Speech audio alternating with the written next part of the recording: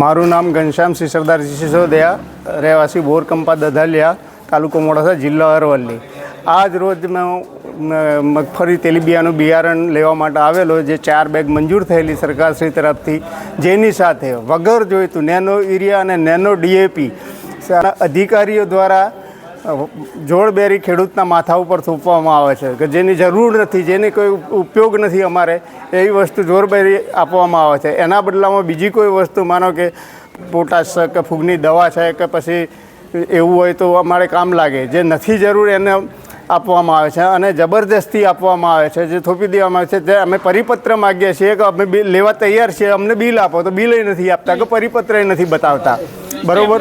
તો આ માટે ખેડૂતોને તકલીફ કરે છે. જે ખેડૂતો કાલે લઈ ગયા છે એમનું પૈસા નેનો યુરિયાના લઈ લીધા છે અને એમને યુરિયા આપ્યું નથી, એડવાન્સ પૈસા લઈ લીધા, નેનો યુરિયા આપ્યું નથી.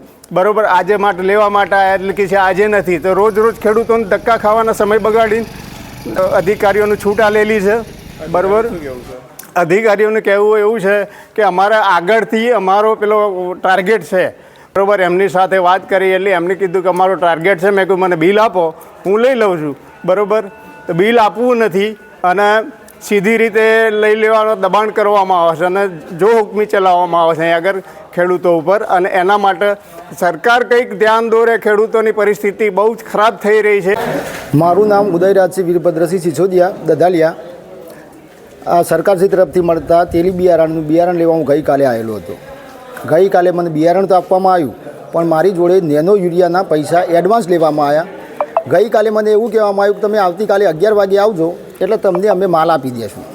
આજે હું મારા ખેતરનું કામ પડતું મૂકી અને અહીંયા પાછું એ યુરિયા લેવા માટે આવ્યો. તો આજે એવું કહે છે કે હજી અમારી જોડે સ્ટોક નથી. હવે જો તમારી જોડે સ્ટોક જ નહોતો તો તમારે એડવાન્સ પૈસા કઈ રીતે લેવાય? તો માલ આપવાનો જ નથી, તમે પૈસા કઈ રીતે લઈ શકો? અને એવા તો કાલે લગભગ 500 ખેડૂત એવા હતા કે જેમના જોડે તમે પૈસા એડવાન્સ લો છો. ખેડૂતોના ખેતરના કામ બગાડી અને ખેડૂત આ જ રીતે ફરશે, તમારા ટાર્ગેટ સોલ્વ કરશે, તો ખેડૂતોની હાલત શું થાય સાહેબ? એ વિચારો. અમારી માંગ એ જ છે સાહેબ કે એડવાન્સ લીધેલા પૈસા તમારી જોડે માલ ના હોય તો પૈસા પાછા આપી દો.